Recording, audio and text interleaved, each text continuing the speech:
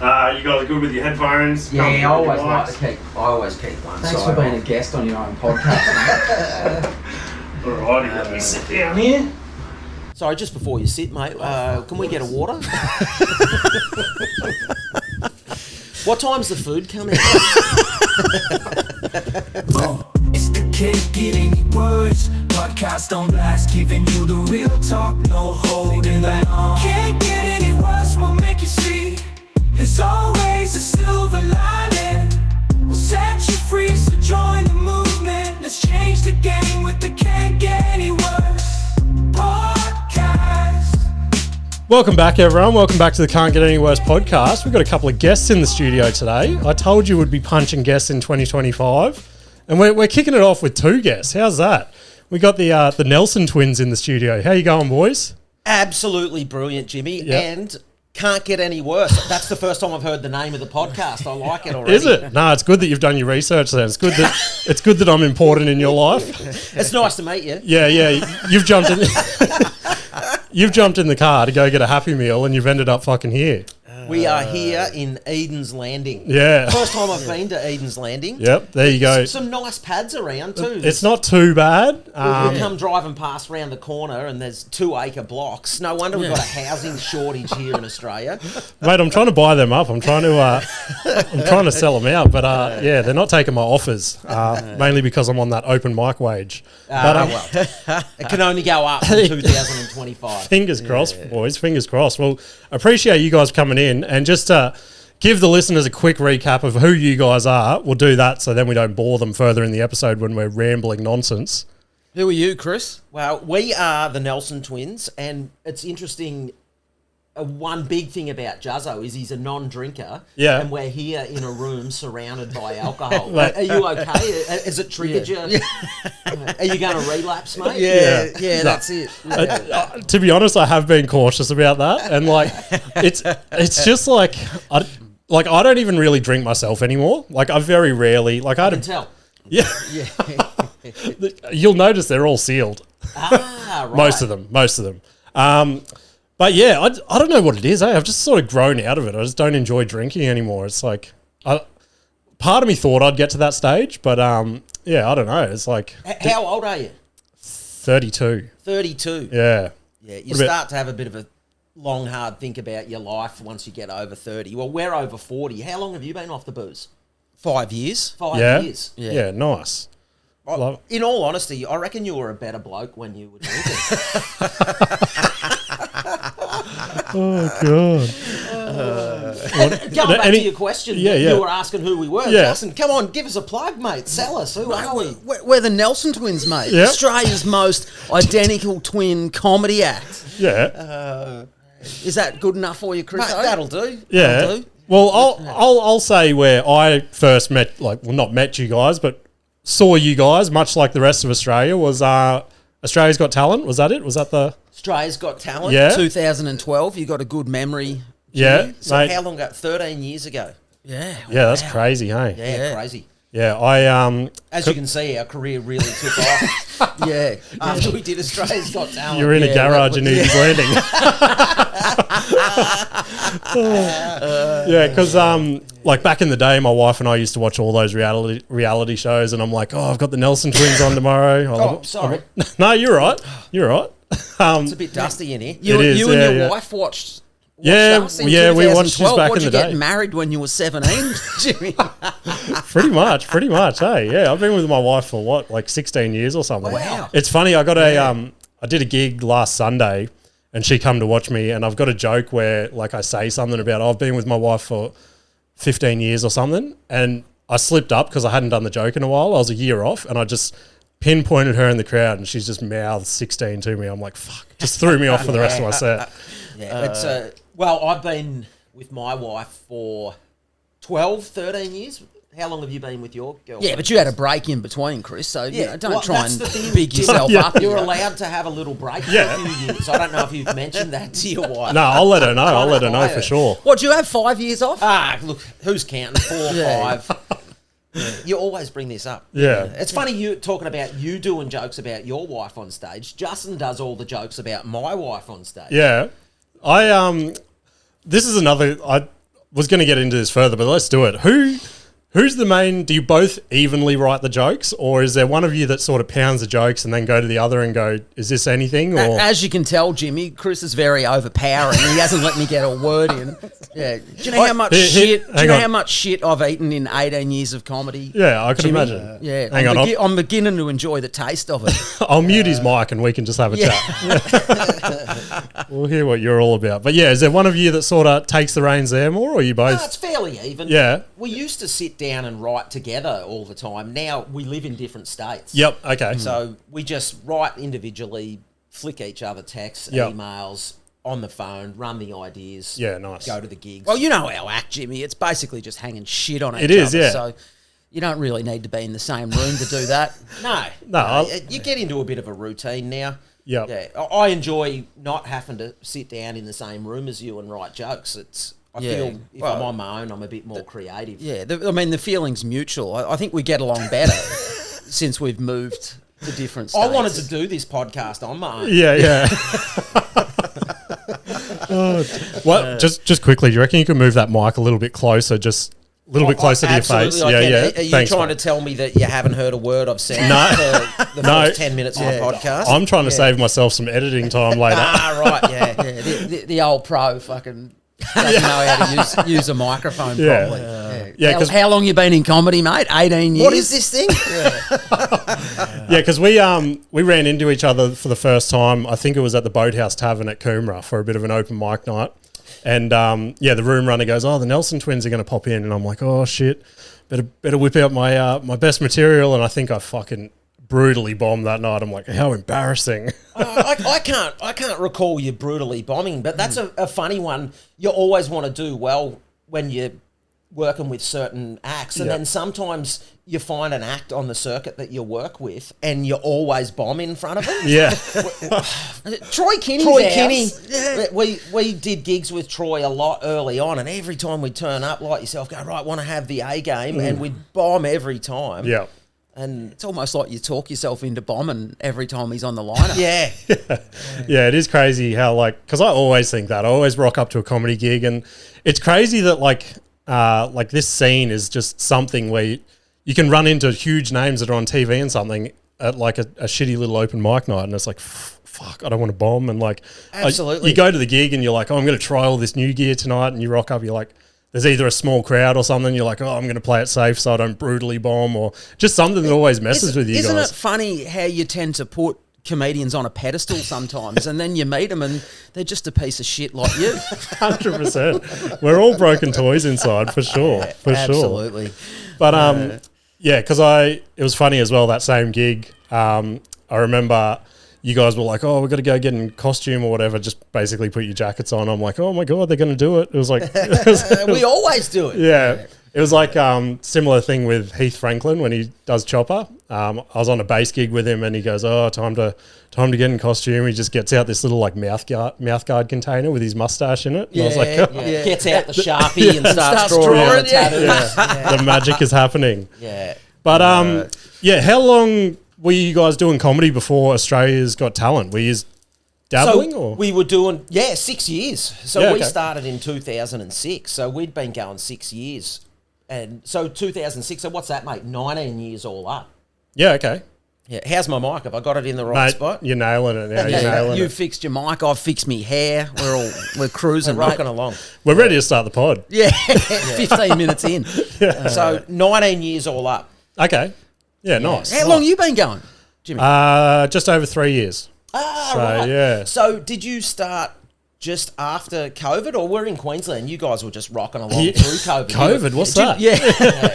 I only moved up to Queensland after COVID. As soon as we were allowed out of Victoria, Yeah, okay, I yeah. moved up to Brisbane. Yeah, I started, just after COVID. So it was the kick in the ass I needed, much like everyone else, I guess. I was sort of, everyone's day jobs were getting threatened and stuff. And I'm like, fuck, why aren't I like doing what I want to do? And like So always, how long had you been thinking about doing stand-up comedy before? to be honest, like, and I've tried to reflect as much as I could on the podcast, but like, I reckon forever, like I've always, since I was a kid, obsessed with like comedy specials and stuff, lock myself in the bedroom, stay up late watching like Rove and all that sort of stuff. There's stand-ups on there. And I think that's the most daunting part of comedy is actually taking the plunge to do it. People 100%. say, oh, it must be so hard to get up on stage. And yeah, it is hard to get up on stage and seek the approval of others. But making that leap to do it, how long did we think about it, Chris? We thought about it it must have been 5 years or 6 years. And the funny thing is, I actually had a work visa stamped in my passport to go to England. Really? I was going to go to England and do my own thing. And Justin said, oh, well, before you go to England, why don't you just swing into Melbourne and we'll do a gig. We've always talked about it. yeah. Swung into Melbourne, did a gig and went, wow, I reckon I might do this. And that was it. I blew off the visa, didn't go to England and started doing stand-up. Yeah, I love thought it. you went over for a few weeks. I went over for a holiday, but Yeah. I was going to go and live over there. I was going to go and start my own life as an only hell. child. Put a handbrake on his dreams there. I fucked Yeah, my you whole just- life up by No, you asking me to destroyed do my one life. gig. You destroyed fucked your my life, mate. I would have been sitting here with an English accent. With an English jumper or on. maybe I would have done stand-up on my own in the UK. Yeah. And You're, you would have just you're been nothing without me, mate. You are nothing without me. You're Yeah. a piece of shit as it is now. Imagine what you'd have been without me. So was it always like growing up, we always just joke, I'm assuming you'd joke around being brothers and stuff like that. Like I got two boys myself and they both just spend the whole day talking about dicks and assholes and stuff. So That was it. Yeah. That was it. And no social media, no internet. Yeah. Two channels, maybe 4 channels on the TV when we got a little bit older. And, so, well, Jeez. Chris, I have to tell the story of how we actually got our love for comedy. Yeah. We used to go and stay with our grandparents, and our uncle was still living at home. He was quite a lot younger than our dad, so he was still living at home, and he used to have this Rodney Rude cassette. Yeah, here we go. Yeah, and Chris and I used to pick up the cassette and put it in his Walkman, and we'd listen to Rodney Rude from the age of 7 or 8 years old. Yep. And our grandparents were deaf as anything, so they had no idea what we were up to. And Chris and I'd be walking around the house reciting Rodney Rude. Yeah. You know, I'd say, "Oh, Chris, how rude are you?" And Chris would say, "That's for me to know and you to fucking find out." Yeah, And I can't believe our grandparents never ever thought that they should take that cassette off Yep. us. And that was where we started our love of comedy. Yeah, no, that's great to hear because you guys are from like a country town as well, hey? Like, Correct. Yeah. Things are different there because exactly the same story with me. Like, we're from a country town as well, and we used to go on long road trips. And same deal. I would have been 6 or 7 or something in the back seat, and the only way Dad would be able to stay awake is Rodney Rude CDs, and the aircon cranked. So I couldn't go to sleep because I was freezing. Mate, that's luxury with the aircon in the car and road trips. Yeah. And a It's all- CD. We were cassette tapes. I think we started No with cassettes. aircon in the car. Yeah. And that sort of branched out then. Who had the Billy Connolly tape? Someone. Yeah, I don't well, know. I bought Billy Connolly You bought tapes. Billy You used to be able to get them at the service stations. 100%, yeah. Yeah, so I'd started buying Billy Connolly tapes and and just listening to them and A great storyteller. Yeah, no, definitely. Yeah, because that was another one my dad was obsessed with, Billy Connolly. And like, same deal. Like, on the road trips, we used to pull up to the servo and we'd listen to the same cassette or CD 20 times. It was like Christmas. Mum would come back in from the servo and go, oh, look what they had in there. And would put that on. And it was like, but yeah, all those sort of comedians. Like, I did a podcast with Tom Ballard like a couple of years ago now. And he goes, oh, who'd you listen to when you were a kid? I go, oh, Rodney Rude, Kevin Bloody Wilson, King Billy Coke Bottle. He goes, King Billy Coke Bottle. Yeah. And then I didn't know the whole story about him. And it came out. Do you guys know? No, I I know know of him. who King Billy Coke Yeah. Bottle is. So it turns out it was a white dude doing like blackface. Ah, Yeah. right. Yeah. Tom well, Ballard. there you go. Yeah. Same deal. I was a kid. I was going, oh, this is funny. And then it comes out all these days. But yeah, because We used to go on the school bus from Walbundry, the little town we lived in. We were in high school, grade 8, grade 9. Mm-hmm. And the bus driver would let us put a tape on. It could be music, it could be comedy. But the one rule was there wasn't allowed to be any swearing. yeah, right. And So one day, one of the boys went down the front, gave him a tape, and he put it in, and it was a Rodney Rude tape. And there are kids on this bus from 5 years old to 18 years old. And we got 10 seconds in, the F-bomb got dropped, and he just grabbed the tape out and threw it out the window. Crazy. Blasphemy. That's nuts. But yeah, that's cool to hear. So do you guys, where do you sort of, like, what comedians are you into these days? Do you like base your comedy on a certain thing, or you just do your own thing and whatever comes out comes out? You base your comedy on me. Yeah. Yeah, you're my idol, mate. Yeah. To be honest, for me, I don't watch or listen to a lot of comedy. Yeah, I've just got other shit going on. And I think when you live comedy, you need a break from it. So I'm not one to come home after a gig and sit down and watch a Netflix special or YouTube all day or whatever. Cool. Yeah, I just... Have you ever thought about maybe getting into comedy a little bit more so that we could be better? Because I wouldn't mind if you actually lived comedy a little bit. That would perhaps help me.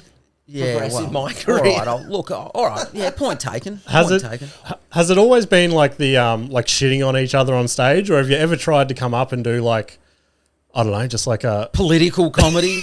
a different genre of comedy, I suppose I'm trying to say. No, absolutely not. I don't think that's what brothers do. Yeah. What sort of brothers don't get on stage and shit on each other? Yeah, it's for sure. It's good. It's a good, what's the word? Like shtick or whatever. Yeah, whatever it is. And I think that's why our act resonates with people sometimes, is because when you're a normal person that goes to a family function at Christmas, what are you doing with your siblings? You're involved in banter. Yeah. It's a game of one-upmanship. 100%. Yeah. And that's the other cool thing that I definitely noticed watching you guys in the open mic rooms that we did together, is there'd be like a few of us getting up there doing our standard sets and just eating a bag of dicks, to put it nicely. And then you guys would get up like towards the end of the night and do your act, and you'd just win the crowd over straight away. I think because it's just exactly what you said. It's just two brothers shitting on each other. Everyone can relate to it. Yeah, it doesn't. We don't always win them over. We always have some tough gigs. But I always think about those siblings. We get along well, and we've always got along well, and we always have each other's back. But when something bad happens to Justin, it's funny. Yeah. I can remember him ringing me up. We'd been away on tour, been away for nearly 2 weeks, and Justin rings me up when he gets home, and he goes, "Oh, mate, you're not going to believe it. I've been away and the cat's taken a big shit on me bed." And I'm like, fuck yes.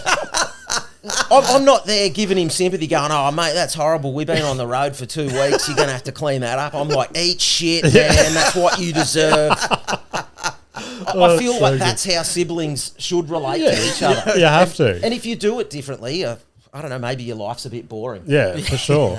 It's good that you brought up a cat, because I hope that we can't pick up my cat on the mic. I don't know if you guys can hear her screaming at the back door there. Haven't heard it yet. I don't have pets. Oh, really? Justin's a sucker for pets. Yeah, what do you got? Yeah, 2 cats. 2 cats? Yeah, nice. Yeah. Originally, I wanted 1 cat, but my missus said, we're going to get a cat, but it's going to be lonely for the cat if we just get 1.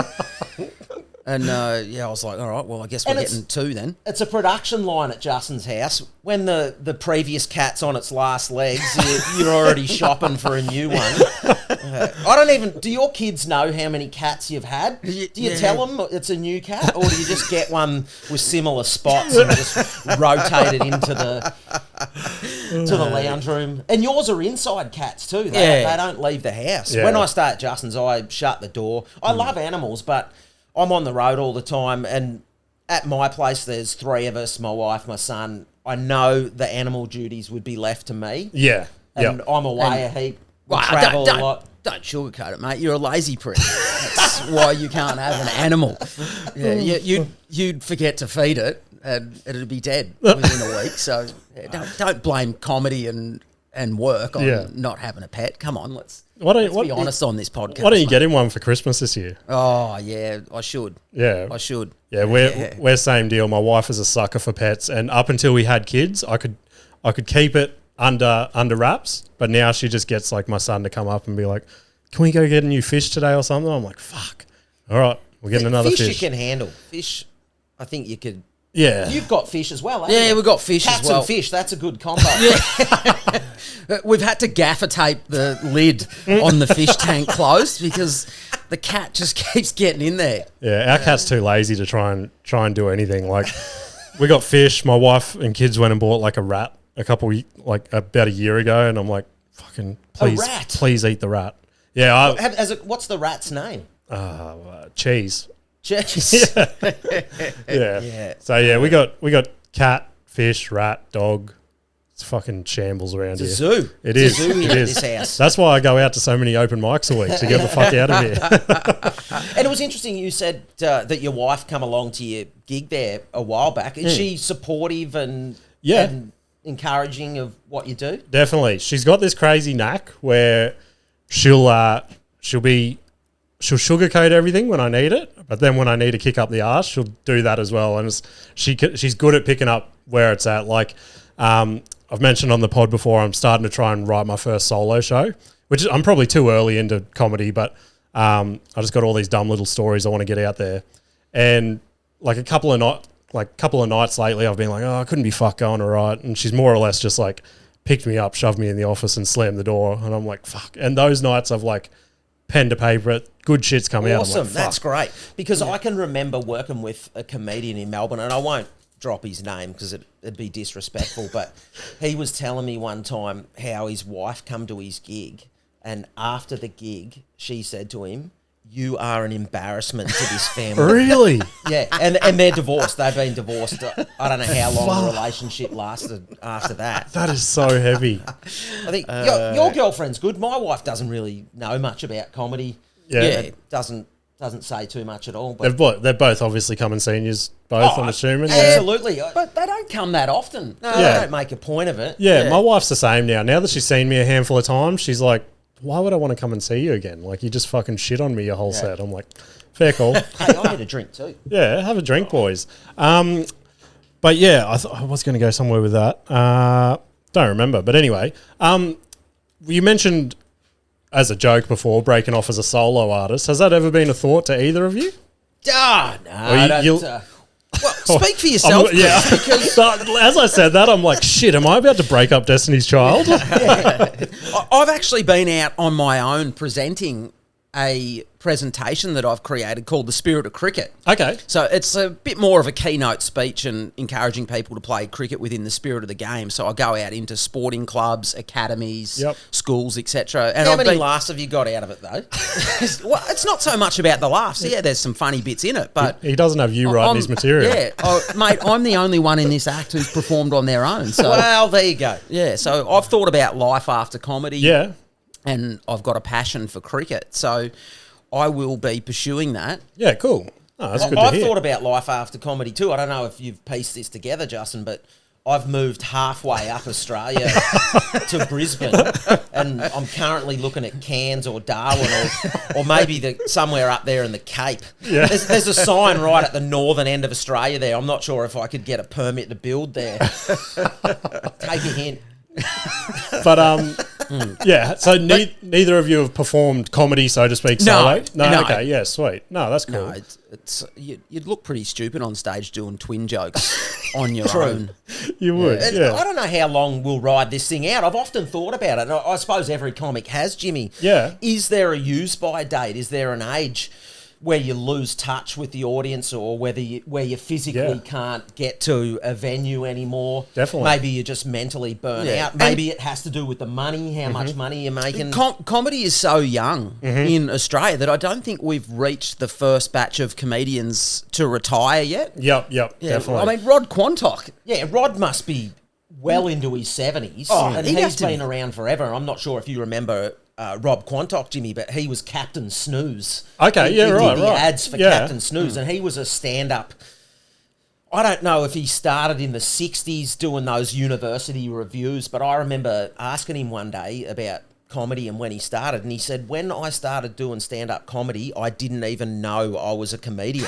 True. Yeah, so it might not have been a straight, hey, time for some comedy, this is a comedy night. It was a university review or something. Yeah, you're right. So he hasn't finished up. I mean, there are comics that we've worked with that no longer work, and they finish up for a combination of reasons. And I think a big thing is losing touch with that audience, that younger audience, when you're on stage and you're talking about things that they no longer resonate with. Yeah, when you refuse to evolve as a comedian, it's like if you say, oh, well, this woke culture means I can't do comedy anymore. Well, then you're gone. But the audience always let you know what's funny. 100%, definitely. Yeah. It's like I've had a joke bubbling away the last couple of weeks, and as I was writing it, I'm like, fuck, this is going to be so funny. I've done it 3 times now, and it's pretty much bombed all 3 times. I'm like, all right, it's going in the bin. It's obviously not funny, but yeah, it is crazy that, hey, like the amount of times I've written something, I'm like, this is genius. How did I think of this? And then the crowd's just like, mate, what are you doing? Yeah. And sometimes you just have to throw it after 3. Sometimes you can tweak a word, tweak a little theme in it that'll make a difference.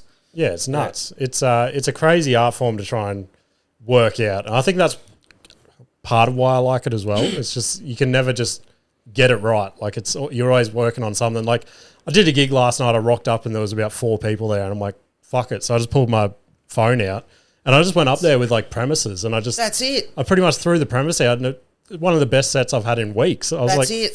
That's what you do. You've got to take that positive mindset when you turn up to a venue and there's 4 people. Yeah. You can say, this is going to be no good, or you can say, what am I going to get out of it? Definitely. And those ideas that you've had sitting in the back of your head that maybe you weren't going to do, throw them out there. What's the worst that can happen? Exactly. It can't get any worse. Sponsor. Just going back, you asked the question, or we were talking about how long can comedy go for? How long do you think we can do it for? It's not like any normal job where you go, I'm going to work until I'm 55 and give it away. Is it? I think it's when you no longer have the adrenaline buzz. That's when I'll give it away. Yeah, because I, to be honest, I hardly consume any Australian like comedy or anything like that. I love all the shit from the States.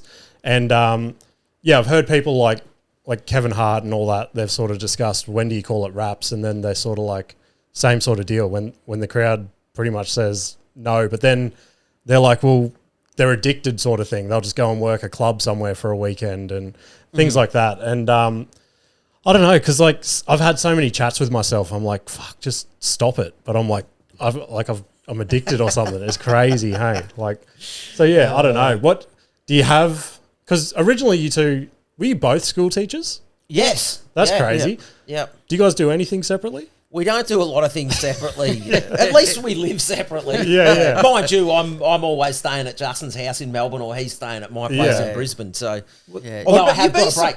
You're going home tomorrow, and I've got a week off. You'd be surprised how many people think we live in the same house. Yeah. At the age of 43. Yeah. We play cricket together as well. Yeah. Conjoined twins. Do you guys have beef with the conjoined twin community? No. We've met some awesome twins around the place. Yeah, I bet. Yeah, I went to school with a couple of twins, and same deal. Awesome blokes, but I'm an only child, so I missed out on it all. Yeah, so I got to live through you guys. Yeah. Only child, and you've got 2. So did you make it a point of not just having one kid? Yeah, 100%. I was like, I got to have more than one. But then my wife has a sister, and then we were going for 2, and then heaps of like fertility issues and shit like that, and then finally got one. So great. Justin's got 2 step kids, so 3 technically, I suppose. Yeah, and Chris has only got 1, and this gets back to the reason why he can't have pets. 1 child is more than enough for Chris. I'm surprised that kid's made it to the age of 9. But he's got it good, and it works out so well, travelling-wise, because my wife's from Thailand, son, half Aussie, half Thai. Yep. We spend a lot of time on the road. And generally, when you're flying, the configuration of the seats is 3. Yep. And I really like having 1 kid. It causes all sorts of problems when you travel. If you've got 4 of you, and you've got the seat configuration of 3, someone's got to sit out on their own, don't they? So you never thought about this when you were planning for kids. I reckon it's a bonus, because I tell the missus, you sit with the kids and I'll go sit on my own. But when you're on the road and you're in the hotels too, when your kid's young, he can just sleep in the middle. Yeah, So yeah. you can't do that. Yeah. You've got to Yeah. get extra beds. It's an expense, mate. It's You've got good. pets at home Yeah. while you're away. Yeah, It's yeah. good. It's I've good. thought this thing through. I know. I've seriously thought it through. It's good that you've gone. You know what? I might have a little bit of space in my heart for another kid, but just think about all the logistics. You've got to think about the logistics. Mate, you know what? I just pray that your missus gets up the duff and When she's 40. yeah. See, and and- I've thought about this. My young fella, he's almost 10, so he'll finish school 8 years' time. I'll be in my early 50s. But that's one of the points that I have pinpointed for the end of my career. I'm probably only just sharing this with you now, Justin. But, so they'll make us 51, 52. The kids are finished school, adults. Yeah, I reckon that's when I could just disappear. Yeah, because Keep that in the back of your mind. well, there you go. Your question's answered, Jimmy. Yeah. I've got to we've keep got- this fucker on edge that his career's going to be over. if you're looking, mate, I reckon I'd look good with a beard and long hair. I could fill in. Because you mentioned the cricket thing that you got bubbling away. You guys do another. What is it called? I wrote it down here. Stand up and be counted. Stand up and be counted. Yes. So What's that we've- all about? We've got a few different workshops. The stand up and be counted is leadership, teamwork, attitude, public speaking, and well-being. And then we've also come up with a new presentation which we're doing with a mate of ours called Justin Kaziski, who played a bit of AFL football, and that's a mental health workshop, and it's Perfect. called Toolkit. So it's all about having different resources in your toolkit to get through the struggles of everyday life. Yeah, But for sure. also keeping in mind that sense of humour is so important. So 100%. it doesn't matter what presentation we're doing outside of stand-up comedy, you've always got to remember to keep that sense of humour. Definitely. I started working on something myself like 6 months ago, and I've pitched it to a couple of people. They're like fucking genius. And then I saw you guys are doing that as well. I'm like, oh, it's pretty similar to what I wanted to do, but same deal. Like had whatever you want to call it, traumatic shit happen or something. And everyone's like, oh, how'd you get through it and stuff? And I never went to counselling and all that, and nothing against that. Like if you want medication counselling, if that's your thing, but I just don't like talking to people. No offense. And everyone, and I like same deal. I just used to like laugh through it and shit. Like we had a home invasion and stuff, and I was at work the following day just laughing about the situation and almost turning it into a joke. And like people are like, what the fuck's wrong with you? And I'm like, oh fuck, like laughter can get you through so much shit. It's crazy. Absolutely. Yeah. Well, we lost our old man to cancer a couple of years ago, and he'd been sick for 18 months. We got a good 18 months with him, but Christ, we laughed, didn't we? Absolutely. In the whole 18 months that he was crook, we were Yeah. laughing right up until the end. And even when the Undertaker came to the house to pick the old man up, we were still laughing. Yeah. It's. I think a lot of people would be traumatised and upset, and the Undertaker and his assistant turned up, and Dad was upstairs on the second level, and the Undertaker had the stretcher, the gurney, whatever you call it, and he was like, "Oh, hey, can I get you guys to help me bring this down? I don't think the two of us are going to be able to do it." Yeah. Yeah, and so we stretched our old man down to the hearse. Yeah, it was it was a beautiful moment. It was we'd made the decision 18 months before when Dad got diagnosed that we weren't going to mope around and definitely. be upset about it. Nah. And I still think back when I'm driving along on my own of all the great stories. I know you went to put on a jacket there a few months back and it was Dad's old jacket and reached into the pocket and there was some of his meds in there. And the old man, he'd left the meds in the pocket and he was a ripper. Yeah, he was an absolute ripper. That's awesome. But it's so good to use laughter like through that stuff because my mother-in-law passed from cancer as well, and they caught it late. They gave her like 3 months to live or something, and I think she got like a month after that diagnosis. And same deal, all her sisters came over from New Zealand, and we all basically just lived in her apartment for the rest of the time, and just the amount of laughter and stuff that was going around. And well, I remember when my dad said they've given me 8 months, and I said, "Oh, well, that's great. You'll have enough time to paint me house." And he did. He did. Like, no complaints. Yeah, he was an absolute legend. Yeah, he'd lost some weight. He was a bit under the weather. He was on the meds, but he was down there on the ladder painting me house. Yeah, nice. We've touched on some heavy subjects there. I do like to ask the guests when they come in if they've got a can't get any worse story. Have we touched on your guys yet? Or Can't get any worse. You got something else in the bag? No, I'm just thinking about can't get any worse. I just got back from holidays. Yeah. And Justin and his family come with me. So, holy shit. Yeah. So, Christmas every year and into January is the time that I travel with my family. We go back, see the in-laws, just have a bit of a break. And at some point mid-year last year, Justin goes, "Hey, guess what, Chris?" I was like, "What, Justin?" He goes, "Hey, I'm going to bring me family on your holiday this year." I was like, far out. I've got to go on holiday with a vegan who doesn't drink. Are you vegan as well? Yeah. I am. I'm a loose vegan. Yeah, okay. Yeah. Yeah, nice. Actually, the trip wasn't bad. I'd psyched myself up thinking it was going to be horrible, but you weren't as bad as what I thought you'd be. What were you expecting? Just whinging, really. Yeah. Just complaints. Okay. But you were happy to let me sort of make the decisions and decide for what sure. we're going to do, where we're going to go. Although I did fuck one thing up. We'd been in Bali at the start of our trip, and Justin and his family had got sick, had the Bali belly. And I'd gone to Thailand a couple of days before Justin, and they flew over. Justin's messaging me saying, "Man, I'm crook as a dog. Can't eat. And they roll into Bangkok, and we meet in Bangkok, and Justin goes, "What are we doing?" And I said, "Oh, I've booked us an all-you-can-eat buffet cruise." Oh, God. And Justin just looks at me, he goes, "You piece of shit." Yeah. So I paid $100 a head. Yeah, to get on a boat cruise with me family. We're all so sick we couldn't eat. Oh, God. Imagine if the little bit of food you did nibble on, you got sick again. That would have been great. Yeah. Nice. Yeah. And then we went down to Phuket for a week, and that was cool. And that was probably my highlight of the trip. We were just hanging out with the boys, hired motorbikes, and nice. that's so it was a story that I thought was gonna end bad, but it actually ended well. Yeah, well, that's good to hear. Yeah. And, mate, I think back to... This is essentially asking what's your most embarrassing moment. Pretty much, yeah. This question. And I have had so many embarrassing moments, but I was thinking about this when you put this to me in the text message, Jimmy, is I think back to 15 years ago when I was a school teacher, teaching full-time at a school in Melbourne, and every year you'd have the athletics carnival. Yep. And a big thing was the students versus teachers 4x100 relay.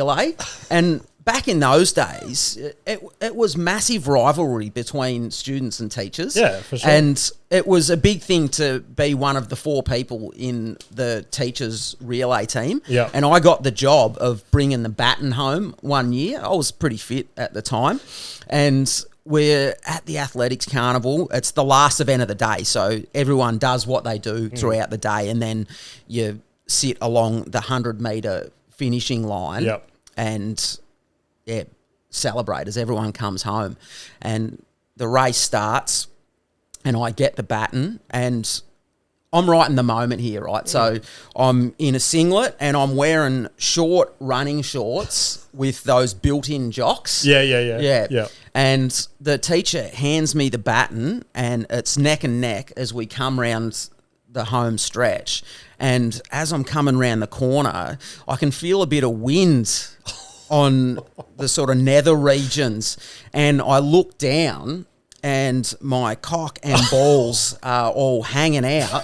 And to this day, I don't know if the crowd was screaming and applauding because I was winning the race or because my balls were hanging out as I was coming. Fuck? Yeah, so it was... Lucky your package is so small now. Yeah. Yeah, I still don't know. I've still to this day, no one's ever said anything to me. And that's how you lost your teaching job and had to start comedy. Yeah. Still not allowed near a school. No, that's crazy. I'm glad that has never happened to me, but I do get the pressure because my oldest son is at primary school as well. And similar thing, the end of their athletics days the last couple of years have been like, all right, parents race. And I'm like, fuck, like I'm just picturing myself tripping over or something, or like I've got a bung knee and I just know I'll get so competitive and I'll just blow that thing out halfway down the 100 meters and just embarrass myself. But yeah, definitely not getting my cock out in front of kids. School stuff. The end of last year, my son asked me if I'd go along to his presentation day. It was the third last day of school. And I said, yeah, mate, I'll come along. And I roll in and I sit at the back of the room, and he comes up and he goes, Dad, why are you sitting at the back? I was like, oh, mate, it's nice, bit of room up here. Don't worry, I'm here, I'm watching. And it was an hour of my life I couldn't get back. Well, I should say half an hour, because that's why I sat at the back. And when he got home from school, he goes, Dad, did you stay the whole thing? I legged it halfway through, but I feel like I represented. Yeah. No, definitely. Yeah. The old school concert, it's a tough time of year for a lot of parents. But one school hit the nail on the head with my young fella years ago. What they did was, to stop parents from leaving after their child's performance, is they bolted the gates shut. Yeah, right. So it was like a hostage situation. situation. So it was a hostage situation, so parents couldn't leave. You had to stay for the whole 3 hours whilst every class did their end-of-year dance or song or whatever it was they did. You couldn't get out. That's I'd have a crazy. panic attack. Yeah, for sure. Oh, it was horrendous. What if this is an emergency or something? You reckon an hour of your life you couldn't get back? It was no, 3 only hours. half an hour. Yeah. It's crazy, this sort of stuff. Like, my youngest son had his kindy graduation the other week. Oh, and it was crazy. Like, every parent goes into it. They're like, oh, we're going to get some amazing photos. And it was literally torturous. Just teachers were pushing these kids down the aisle. They're screaming. They don't want to be there. And then they'd have to stand on stage and do a fake smile with a fucking certificate. I'm like, this is traumatic. Like, It's the pits. That's why I've only got one kid. I don't have to do multiple things. More logistics. Yeah. But the other thing, so you did Australia's Got Talent, and then how did Britain's Got Talent? How's that come about? Did they ask you, or? So Britain's Got Talent, so I'll start that again. Yeah. Britain's Got Talent came about after Chris said, we are never doing another talent show ever again. And yeah, when our manager rang us and he said, Britain's Got Talent's been in touch, are you prepared to do it? And Chris goes, yep, I want business class flights, I want 5-star accommodation, and I want X amount of dollars. Yeah. Our manager got back to us and said they'll give you economy flights, a 3-star accommodation, and I think it was about $2,000. Yeah. And Chris goes, yep, let's do it. Yeah. Yeah. We did another... You're a man of principle, Chris, which is what that's I like. right. We did another talent show in America called The World's Best. Okay. And it only lasted 3 weeks, but it was the same there. I put my foot down with the flights, the accommodation, the cash, and they didn't come through, and I said, I'll take it. And we turn up there, and I don't know what, we're mid-30s, turn up in LA, and we go... Multi-million-dollar production. Yeah. And we turn up, and and the producer goes, right, you guys are going to be in room 135. And I was like, what do you mean? He goes, yeah, you guys are in room 135. I was, no, I want my own room. I fucking travelled over here to do a TV show. They go, no, the budget's tight. You guys have to share a room. I'm thinking, fuck. So, was it like the whole experience with that sort of stuff? Recommend or not really? Well, you're taking a punt, aren't you? Yeah. Yeah. Because I've always watched them and be like, oh, it'd be fun to have a stab, but then I'm like you hear all these horror stories and stuff, and I guess you don't really know which way they're going to go. Yeah. If the producers are sitting in a back room before the production go, hey, we want to... They need chaos. That's the thing, and that's the risk you take with those shows. Yeah. Is that they need chaos. They need something to happen to make it interesting. Yeah. So I can't remember which one of those talent shows it was, but they're doing the chat to you while they're trying to get the preamble together. You know, Yeah. they want to have this package, and I can remember them saying, "What do you do?" I was like, "I play sport. I do stand-up comedy." And then one of the producers like, "Does anyone in your family have cancer?" oh god. And that's the thing, they're looking for that chaos. Yeah, they're looking for the and at angle. that point in time, no one did. Maybe I was thinking, I could make it up. I Yeah, guess. Yeah. But And yeah, look, you're right, I remember saying to one of the producers one day, when you've got the camera on us, we just want to be funny. Yeah, no, That's for it. sure. Yeah. That's it. And when we did this America's, well, the world's best or whatever it was called. The package they wanted to put together was the country boys from the farm. Gotcha. And Justin and I had been living in the city for 20 years, and we're talking to this producer, and she goes, "Oh, did you guys ride a horse?" And I was like, "Yeah, we've." I was like, ridden a horse." yeah, we ride horses. Yeah. So they got someone in Sydney to come out, and we drove to Walbundry, the place where we grew up, and we did a little package there. And our uncle and auntie are on the farm, and they had a couple of horses. And so we went out onto the farm, and we had not ridden a horse in 20 years. Yeah.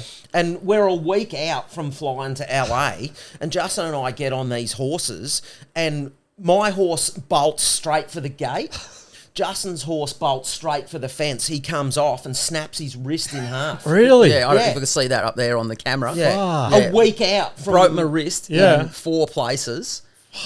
And I don't think we didn't really say much because we wanted to go and do the show and have a holiday. Yeah, they could not have given a fuck that I broke my wrist. Yeah, they weren't like, oh, well, is that the end of you guys coming over? They were just like, oh, so we'll just pick you up from the airport in 6 days. And I was like, yep, all right, no worries. Yeah. They were probably looking at it as their new angle. Okay, there's no cancer, but he has a broken wrist. Yeah. Well, I don't think our spot even went to air. The show got axed after 3 weeks. Yeah, okay. Yeah, right. Yeah. Hectic. Did you do you have to submit like your set that you're going to do and stuff to anyone, or you just submit word for word? Really? Yeah, you submit word for word, and a lawyer goes over it, and then they come back to you and say, you can't do any of that. You'll need to rewrite. Yeah, and it's got worse from when we first started doing the talent stuff in 2012 to Britain's Got Talent in 2018.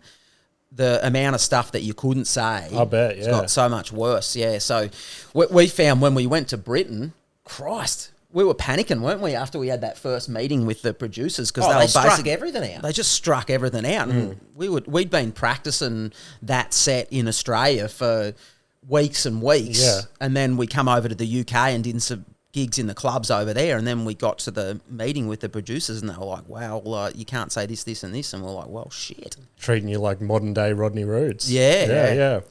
But that's a great challenge, isn't it, as being a comedian, is you have to write new gear. I was so scared. Like when I first started, right, I'd done 2 open mics or something, and then I finally got a sit-down comedy club open mic, and they send you a big like 26-word document and stuff of things you can and can't say. Really? Yeah. Like every open mic you get, they email it through and say, you can't say this, blah, blah, blah. And I've read that, like being still new to the scene, and I haven't really seen what people are doing. And I scrapped my first 5 minutes, and I had to try and write like a mediocre clean set sort of thing. Rock up to the gig and people are just still fucking doing dirty comedy. I'm like, fuck, just wasting my time. I think the number one key is to be funny. Yeah, definitely. They can't say too much if there's an audience there and the audience is laughing at what you're saying. Yeah, 100%. As we always say, Chris, the audience lets you know. Yeah, absolutely. Yeah, for sure. I've definitely developed that over the years. Like when I first started, I guess I didn't really know how to write a joke properly, so I was just getting up there and saying horrendous shit in some people's minds. And now I've like figured it out along the way, and it's funny that I'm still saying what I was saying 3 years ago, but I've just worked out how to word it, and just watching people like, I guess, try not to laugh at some stuff, and then you crack them. I'm like, thank fuck. But yeah, that's the evolution of comedy, isn't it? You just keep getting better and better. I don't think you ever stop learning in comedy, do you, Chris? No. Yeah. Because you think you nail it, you might have a week or 2 weeks worth of gigs that are really good, and then you'll turn up somewhere and something just doesn't quite click. Yeah. And you feel like you're back to square one. Yeah. It's a great leveler. It is. Yeah. It can give you a buzz, and then sometimes you can be driving 2 hours home thinking about the shittest gig you've ever had. Saying, I'm going to quit. That's it. I've had enough. The amount of times I've done that. Speaking of having enough, I feel like this podcast run its race. How long have we been going, Jimmy? I reckon I was literally about to call it when you finished that sentence. I feel like your stories have just been getting a bit shitter. Yeah, no, definitely. No, I think we've chewed up all the small talk. I appreciate you. Nailed it, Jimmy boy. I appreciate you guys jumping on. I told my wife I was filming with 2 twins today, and it's not quite the 3-way I wanted. But no, I had fun, boys. Appreciate it. Glad we could finally make this happen. I know we had a couple penciled in that fell out. It's been good. It's been good. I'll let you guys make your journey back to the Gold Coast for tonight. Do you have anything you want to plug over the next couple of weeks, or get on the socials? Yep. We are Facebook Nelson Twins, Instagram Nelson Twins Comedy, or is it the other way around? Yeah. And we're on TikTok. 43-year-olds are on TikTok. We just started that last week, Jimmy. Yeah, So nice. get on TikTok. I think it's Nelson Twins. Yep. Yep. And we've got a website. Got a People website. still use websites? Yeah, I think so. Yeah. The interwebs. NelsonTwins.com. .au. Is it a .au, is it? Yeah. Yeah, there you perfect. go. Well, I'll throw all that in the description of the pod anyway. But yeah, thanks again, boys, and see you later. Thanks, See ya. Jimmy. Can't get any worse, we'll make you see. It's all